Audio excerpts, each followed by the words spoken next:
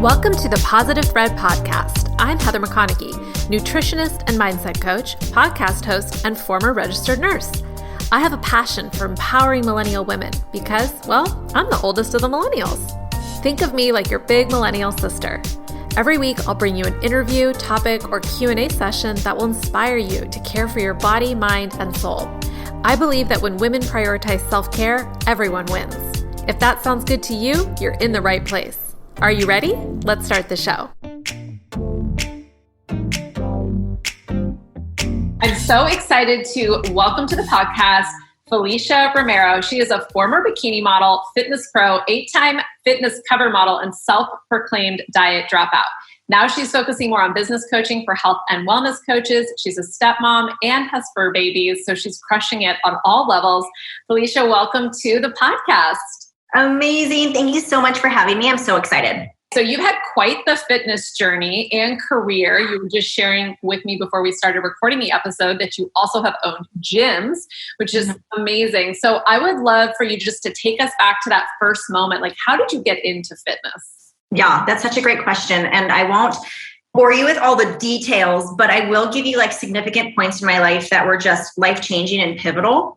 And because I've had this long journey. And so I actually played softball at Arizona State. I was there playing, NCAA. I've always been an athlete ever since I was young. And I remember like my mom even having conversations with me like, Felicia, this was like I was 14.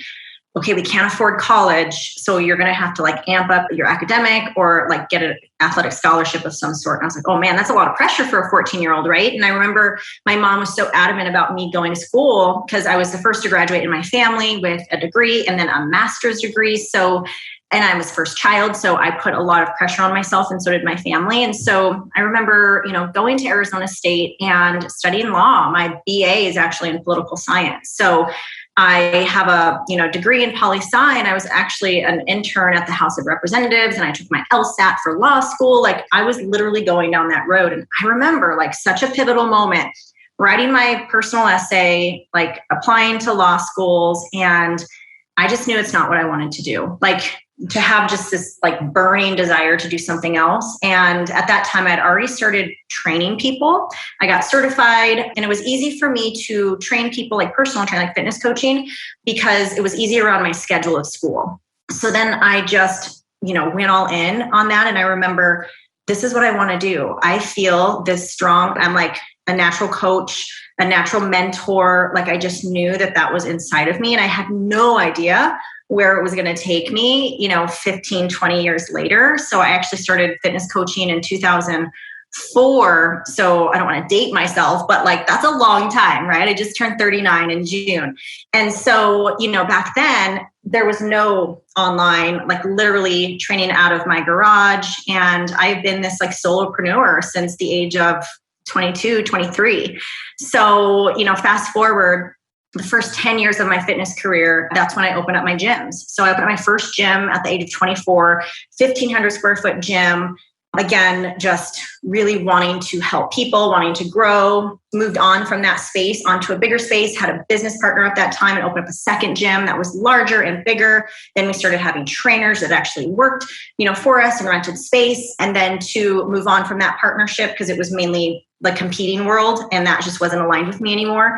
And then moved on and opened up an amazing gym called Fit Method. That was a membership-based gym, very similar to like an Orange Theory, but all the modalities that were taught in Fit Method were things that I love to do. There was TRX, there was spin, there was yoga. It was very fusion-based type, classes and workouts. And I opened that in 2014, 2015 with this dream. And I loved it. And I loved what opening up a business can do for you. But also on the other end, I didn't have CEO lessons. Like I didn't have manager lessons. I didn't know how to delegate. I didn't know any of the things. So then what happens when you don't know some of those basic skills of being a manager? You run yourself into the ground.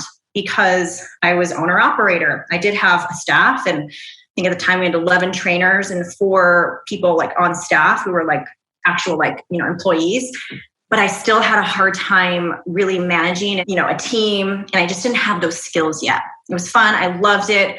but I really got burnt out. And I remember my last year, and you're at this pivotal point again, where I'm like, gosh, I am not happy where I'm at. I want more freedom, more time freedom, more financial freedom. Again, when you're running a gym with a $14,000 a month overhead, you're paid last. You pay everyone first, everything goes out. And I'm literally paid last. And for the first year, I was really like scarce in my own income because I wanted to make this work. And it did. I was able to sell it and move on. Again, another pivotal point of, maybe your audience can relate with this, but like when you're like stuck doing something and you feel like there's no other option or way out, and you're afraid of what people are going to think, you're afraid to make the change because this is what you're used to, but you know that you're not 100% happy where you're at.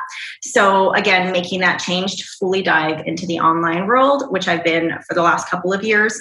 So that's, my entrepreneurship journey, but then sprinkle that in with, fitness competing that I started doing in 2006 that awarded me such amazing opportunities. So I was an IFBB figure pro. So for those that are listening right now and may not know what that is like beauty pageant with muscle. So think like Arnold Schwarzenegger and the Olympia. Like that is what I did.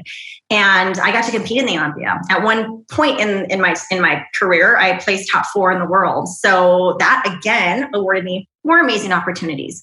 Magazine covers like Oxygen and Flex and Muscle and Fitness Hers, and I had these amazing opportunities to be on reality TV shows like Fit to Fat to Fit, which aired in 2019 on Lifetime, and then being able to travel the world and speak and compete. So that industry absolutely awarded me amazing opportunities to where we are now.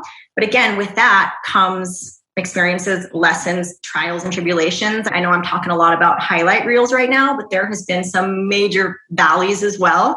And that, after I was done competing, was spent just years of healing my mind, healing my body with, food and how I felt about my body. And that is, why I created even my podcast, The Diet Dropout, which I recently renamed, was my mission since 2017, was to help women end the yo-yo dieting and the battle with the scale, and to really know that there's so much more than worrying about how many calories you're hitting that day, right? Which can be a great tool if those are your goals. Nothing wrong. I'm not I'm an anti-diet, but I'm definitely pro-health. But, that's been my journey. And again, just a lot of ups and downs, ebbs and flows, but that's sort of my journey in a nutshell. Wow. Okay. I feel like there's so much to dive into. I feel like I could talk to you for like 3 hours at least. Yes. So I'm going to start with, I want to hear a little bit more about your bikini competitor days and how you struggled after that with some binge eating and health problems, and how you recovered. Because I saw a post that you did on your Instagram, and I've seen this with some of my close friends who've competed very rigorously, and then they gain like 40 pounds right after. So can you speak to what is the psychology that causes this, and how do women recover from this? That is such a good question. Okay, so let me do a little storytelling. So, because I understand better, like when I hear the story behind it of like why this may happen. And so I remember I grew up, we didn't talk about calories. We didn't talk about being on a diet. Like my mom wasn't like jumping on and off diet. So I had a really good relationship with food. And I remember the first time that I started competing, I had to follow what my coach gave me on this sheet of paper. Like, these are your meals. We don't sway from this. Like, this is all that you're eating. So, that's good for a couple days, but for weeks and weeks and weeks and maybe months and months and months, that gets really difficult. So if we just think about like human psychology, whenever we are presented with a restriction, with something that we can't do or shouldn't do, it's probably going to take over in our psyche, in our mind. It's something that we're going to think about. And that, the leading into the binge eating is what really happens. And it's this whole mindset of like, I won't be able to eat this ever again. So let me just get it all in now and let me just eat it and get it out of my system. I'm going to start again tomorrow. I'm going to be good. Like we tell ourselves, and we put these moral standards on food: good, bad, right, wrong. And when we do that, it creates a really deep imbalance in our brain with what food means to us. And it creates this really weird relationship with it. because we then think of this food as like, I can't eat that. I'm going to gain weight. I don't want to gain weight. I can't gain weight. Oh my God. It's this weird feeling, this fear tactic that happens even with diet culture. And so that is what happened to me. I can remember the first time that I binge ate. It was the first time that I was competing for a competition, my very first show. And I didn't even know what binge eating was. And I couldn't even tell you why I did it. I just remember like seeing red and just eating the kitchen sink and more, and I couldn't stop. And it was this uncontrollable feeling. And then again, it's followed with feelings of shame and guilt and remorse, and then going to the gym to punish myself for doing what I was doing.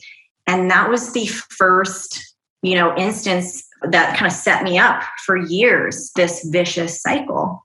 They purge too, right? Maybe. I never purged. I never had like the anorexia or bulimia. I would say like my disordered eating came from like this, I guess they have a label for it now, but orthorexia, where you're like only eat clean foods and you can't eat anything else. Like it was so strict. And then I would binge. I would go to the gym and do like, 2 hours of cardio, and then vow to myself, make this promise to myself that I'm going to start over again and I'm going to be perfect. Everything's going to be perfect. I'm all in, because weird balance as well is like, you have to be all in. And if you aren't, even just a little out, like a cookie can throw the whole balance off, and all of a sudden, screw it, it's over. I'm just going to eat what I want and start again tomorrow. Well, if you continue doing that, and I did it for years, and towards the end of my career, I competed for 9 years. Towards the end of my career, I actually used competitions to help me stay on track, because if I didn't have a goal, I was literally the opposite direction. And I gained 40, 45 pounds post competition. Like that's so drastic on a 5'3" frame, and really hard mentally. You have emotions running everywhere. And when you have been subjected to these physical subjections on your body, like how you look, then again, you start to fear, like, what are people going to think? I've gained this weight. I'm, quote unquote fat. Oh my gosh, I need to get this weight off. So it was always like this extreme thought process of like, oh man, I gained weight. That means I'm going to have to jump on my competition diet again to lose this weight. And it just became harder and harder and harder. And my health kept suffering and suffering and suffering, because eventually what's going to happen, especially if you're a woman, your hormones are going to be absolutely affected. Your thyroid could possibly be affected. I had an underactive thyroid, cortisol, all of the stress hormones that are happening. And to be honest, during that time, I'm 39 now, I look older in my 20s than I do now in my late 30s, and we could talk about some of the things that I do now, but it was such a stressful time too, because to put so much stress on myself, to have to look a physical way always, it was really hard on me. And I know that a lot of competitors go through that too. Now, I will say, like, the experience was amazing. Like, I don't regret any of it.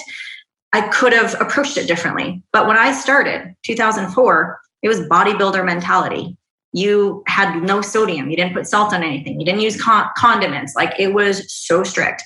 And now, because you have the flexible dieting, you have the macros, you have all the things now that people really, are able to use as tools. I didn't have that back then. So that's kind of how I got into it and how I learned and what stuck with me all those years. I love what you said about like the pressure that we kind of put on ourselves, because I've experienced that as a nutritionist. Like, I'm not a model. Like, I didn't start as a model. I started as a nurse actually, and then went through my own journey and just got passionate about helping other people understand food better and eat properly and, enjoy healthy food. But then I started to feel this like pressure, like, oh, now I have to create Instagram content. And like, now I have to show up and like, wait, like my body's not perfect. I don't look like these Instagram models who are 22. And like, how do you coach other women, or how did you deal with that yourself to move from this feeling of needing to be perfect online and in pictures and to a place of more freedom? That's such a good question. Pivotal moments in life. And I think this comes with just lessons and experiences and getting older, to be honest, because what really came down to, Heather, was like, I remember I had a hard time even getting out of bed in the morning. Like, my anxiety and depression just took over. And I knew it was because of the disordered eating that was accompanying that and how I felt about my body and myself. and I wanted a better quality of life. You're going to hit this, roadblock, and you're going to hit this pivotal moment in your life where you're like, there has to be more to life than worrying about how I look in a bikini or what that scale says. And there is so much more life out there. And to be honest, the first thing that I did is I saw a counselor, and that helped me tremendously. She would ask me questions, and oftentimes we have to slow down in order to speed up. So what that means is like, when you're in that like binge eating tendency, or when you're in that go, go, go, we're in all the distractions that we have in around us. We don't really sit back and like really ask ourselves, like, why do I need to lose this weight? Like really like sit and ask yourself that. Like, what is this extra 10, 15, 20 pounds going to bring me that I can't give myself right at this moment? And that is a powerful question. And I feel like we don't tune into ourselves as much as we should. It's all of the external that we see. So like you mentioned Instagram, like scrolling through Instagram, you can easily see this woman that may trigger you a bit, right? And trigger you to feeling bad about yourself. Now, it's not her fault. It's just something that within you, that your shadow self or something that you haven't healed inside of you, that is bringing that up for you. And that right there, if you know that you're triggered by that, or triggered by seeing, people work out and then like beating yourself up and like wishing that you could be that person too, like challenge those thoughts and get deep with those thoughts. And I feel like we don't do that enough because we live in a highly distracted, for many women, they're high functioning anxiety, which means when I ask my clients questions like, so on a scale of 1 to 10, like where would you say your stress level is? And they're like, oh, I feel great. And then I take a look at their schedule and their sleep and their life, and they're running off caffeine all day. And I'm like, whoa, like you have high functioning stress. So meaning that you can have all this stress in your life, but not realize it and what it's doing to your body and your mind. So it's like, that's where like we slow down to really take a look at what we truly want and how we want to feel in this life. And so I feel that that's an integral part of just change and being aware of our habits, our behavior change. And that's the first step.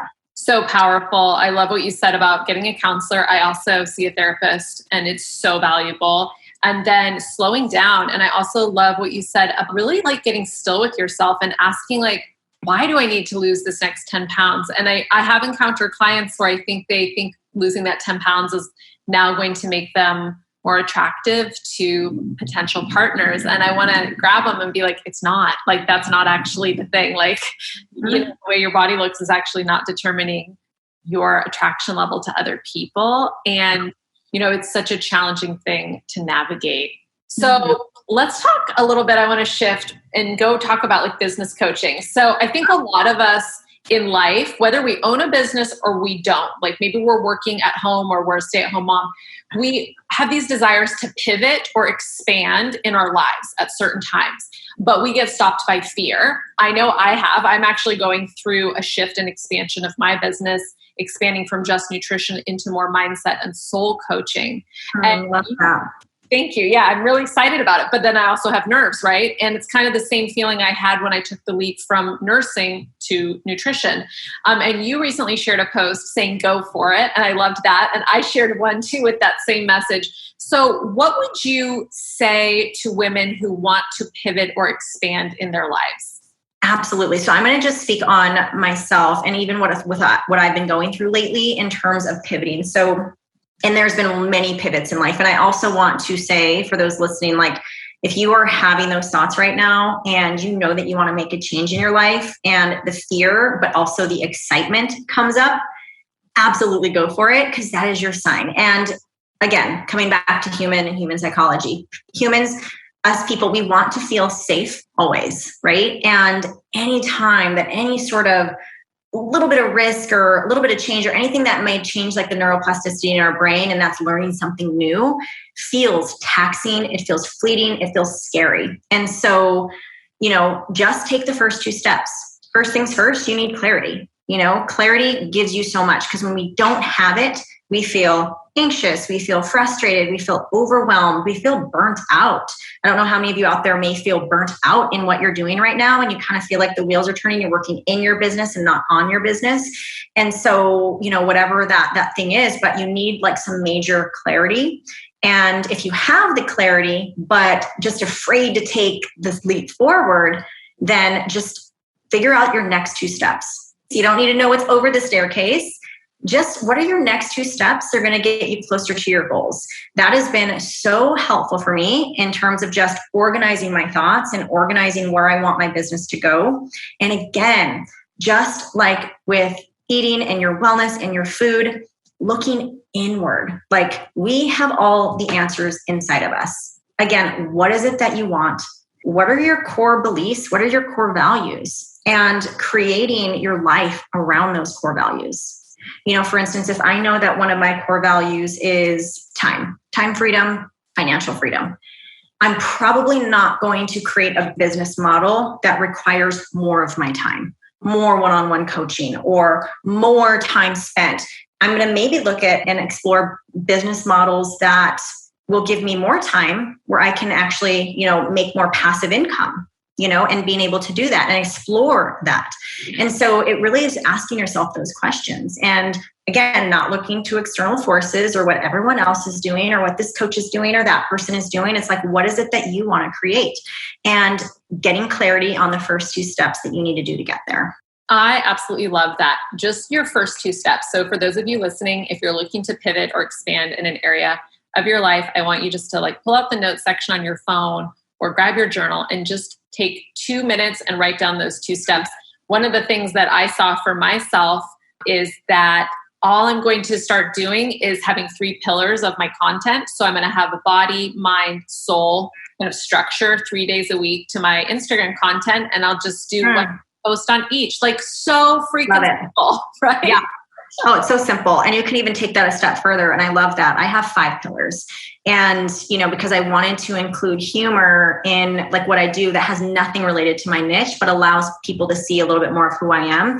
And I take those 5 pillars and then I attach types of content to those pillars. So most of the content that I create, there's 3 types. There's the inspirational, personal, then there's the educational, think tips, how-to steps, and then there's the shareable. And then, we can then brainstorm, okay, what can my ideal client benefit for this? What are my ideal clients' pain points? What are they going through? What are their desired outcomes? What are their top goals? What do they want to feel?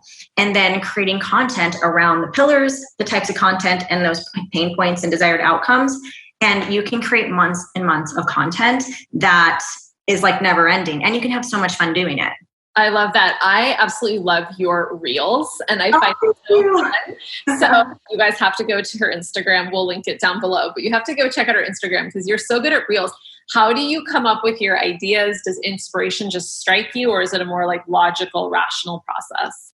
That's so funny you said that because I would say if I'm analyzing myself, I would say that I'm not a creative person, but I have been told that I'm a creative person, even from a mutual friend of ours, Jen Kennedy. We were on a retreat. I did a business retreat earlier this year. And she's like, Felicia, I feel like you're such a creative person. How do you, even though I don't see myself that way, right? So often we have these things inside of us that we don't even recognize until we really go for it. And again, it brings me back to, I create what I love to create, but I do get a little bit of I don't sit all day just creating content. So I have a very unique approach in terms of, time batching, but also commitment to it. So earlier this year as well, TikTok isn't going anywhere. And one of the things that I really wanted to do was build my following on TikTok. So I made a commitment. I hired a coach, Kenya Kelly, and, went all in. And I started posting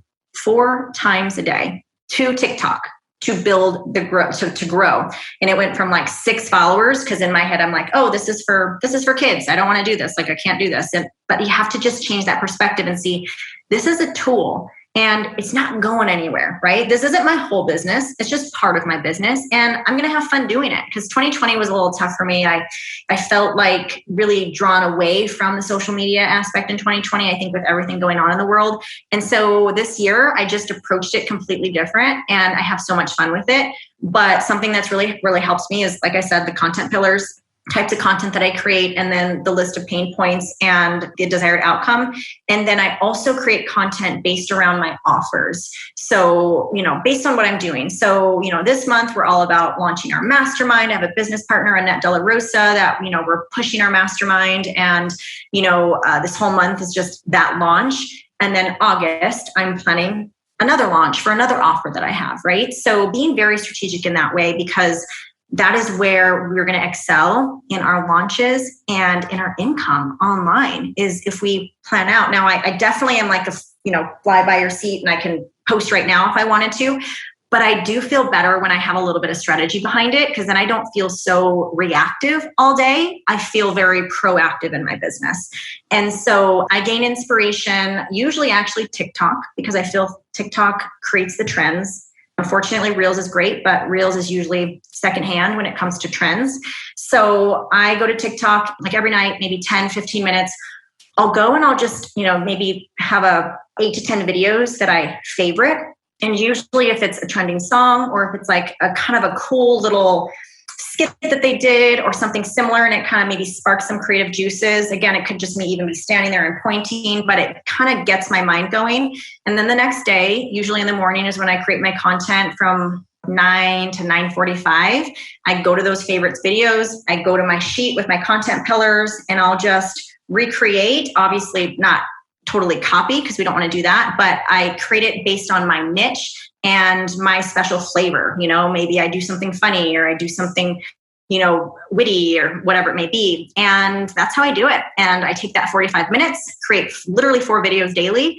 And that is it. Yeah. I love that. Okay. So many good nuggets for how to create content. And I know I have a lot of women listening who are like trying to start businesses or, build something. So what are some just like simple tips that you would give to maybe that newer entrepreneur who's starting out? Like top 3 tips. Yes. Oh, so good. Top 3 tips. Well, number 1, you got to get out of your own way, and you have to get over not wanting to be on video, because I will tell you, it will be a game changer for your brand and your business. No matter how you feel, like it's really that like empowerment, like showing up, even if you are afraid and you're like, I don't know what I'm going to say. That's why it's so good to have that, that strategy, that content kind of planned out. But video, so show up on video and challenge yourself. Maybe do one of the 30-day Reels challenge that I think Brock Johnson does, jump on that and keep that commitment to yourself, because I will tell you, it's going to be a game changer for your business. I have had my insights increase by 1,000% just in my consistency in Reels and TikTok. So 100% show up for yourself, get on video, set out some sort of guideline for content and posting. If you don't really necessarily want to post every single day, maybe you tell yourself, these days I'm going to commit, and keep that promise to yourself. And then lastly, you don't have to dance. You don't have to go, crazy or dance or do all these different things. Like literally just show your face and educate your ICA, and ask yourself, like, would I watch this video? And maybe if you gravitate towards videos online, Reels online of people that you follow, and you're like, oh, that was so good, why can't you do that too? And you can, right? You absolutely can. And then let's say you do a good solid month of Reels content. Go back to your insights, because Instagram just dropped that feature. You can now go back to your insights for your Reels, and then, what performed, maybe your top 3 Reels, what performed the best, and take those top 3 and do more content like that. Now, just because you talked about one thing on a Monday doesn't mean you can't talk about that same thing on a Friday. Okay. So I want you to also get over the fact that you have to constantly keep creating more and more content.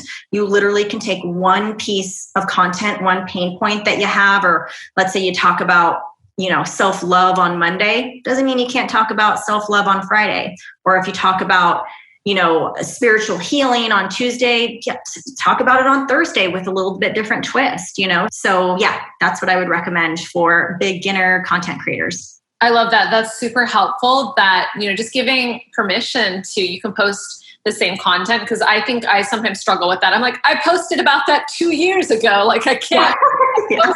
It's like, no, you have new people coming to you all the time. I love it. Yeah. Not everyone sees your content anyway when you post it. So you might hit somebody on Thursday that missed your Tuesday. Oh, yeah. We can't assume that people know and are reading our stuff every single day. Like I still have people who are like, wow, you have a podcast? And I'm like, I've been talking about it for 2.5 years, so we can't assume. And I'm going to be completely honest right now, but I have actually taken a post from 6 months ago that was so good. And it was such a great caption. I'm like, man, I took time to write that caption. It was so good. And I'll just share it again with a different photo. And so you can absolutely do that. There's no rules or anything like that. Like do with what works for you. And sometimes I'm just not in a caption writing mood. So then I go back to old posts and reshare. I love that. Okay, so I just kind of want to wrap up with a little bit about your routine. I have found routines to be super powerful in my life in creating structure and productivity. And you just seem like you get so much done and you have so much on your plate. So I would love to hear a little bit about your daily morning routine and your daily evening routine, if you would share with us. I will say, okay, I used to beat myself up because I would listen to those podcasts and those books about entrepreneurs that were high-level entrepreneurs. They're getting up at 5 a.m. They're doing their ice bath and they're drinking, they're meditating, and they're doing all the they're meditating for an hour and they're doing their gratitude journal. And I'm like, whoa. I feel completely bad about myself right now because this is not me. That's a very masculine approach. Yeah. And I'm like, I remember reading all of these books, which I'm looking at right now, okay, well, you got to get up at 5 a.m. and you got to do this. And I'm like, okay. And this is, again, tapping into what is it that feels good for you. So I'm very flow type person and I need to have a very slow morning. So I love sleep. And I would say sleep is the number one thing that has drastically changed my health and my life, my mental well-being over the last couple of years. And I prioritize it. So, when I get up in the morning, I do have an alarm, but I naturally sort of get up between, 7:15. And I like to have a long morning. So my mornings are for myself, about 2 hours long. So from 7 to 9 is when I get my coffee with my collagen protein and all of that. And I do this little 4 Sigmatic lion's mane, which I love. And then I get my workout in. I don't work out every day, but I do movement every day, whether it's some sort of movement that just kind of gets my day started. And then I have a stepson. So I usually get him ready for school. And we're doing, getting ready for school, getting his backpack ready and all the things, drop him off by 8:30. And that is when I come back home, spend a good 30 minutes, 45 minutes, then creating my content for the day, like TikTok, drop my videos, already have the idea set. And then between 10 and 2 are usually my calls. That's when I do, certain days are set for business coaching calls. Certain days are set for sales calls. Right now, I'm keeping my schedule more open for calls for the mastermind because we're bringing those women in and we get on calls with them, and podcasting. So every once in a while, I'll go beyond the 2 o'clock or 3 o'clock, but very rarely. I really am a less is more kind of person. So if I can finish my day by 2 or 3, I'm good. And I don't really work Fridays. So I've really limited my time over the years. Again, this is coming from someone who is a self-proclaimed hustler. I got to get up at 4 and I got to do my cardio and I got to, my pride and ego was so much that it feels so good now to just live a little bit simpler and be able to, organize my day with what feels good for me. I absolutely love that. I also am a recovering workaholic. And now I also prioritize my sleep. It's my top priority. I wake up when my body wakes me up, which is usually between 6 and 7. But then I take my morning, do all of my routines, work out. And I pretty much start work between 10 and 10:30. And I'll go to 3 to 4. And then I'm done. I also take Fridays, at least Friday afternoon off. And it's so much better. Feels so good. Yeah. And every once in a while, depending on the case, I may take, some calls later afternoon or early evening. It just depends. But for the most part, it's also working for yourself as well, right? Because we get to choose if we want to do that or not. If you want to do a little bit of, work on a Sunday morning, you could do that or you could not. So, it feels really good to be able to do that. Felicia, thank you so much for being on the podcast. It was so fun chatting with you. If people want to connect with you, what's the best place for them to hit you up? Yes, I am so accessible. Literally can get a hold of me anywhere, but at Felicia Romero on Instagram. FeliciaRomero.com is my website. Yeah, but I'm very active on the social media channels. So you can always hit me up there. I have free resources for online coaches, fitness coaches. I have this how to create a signature guide freebie that, if that's something that you're interested in, you can definitely check that out on my Instagram. Fabulous. We'll put all those links below. Thank you. Thank you so much for listening. I'd love to connect with you more. So follow me on Instagram at Heather McConaughey and send me a message saying hello. If you loved today's episode, please rate and review the podcast so I can reach and help more women. Remember, when you prioritize self-care, everyone wins.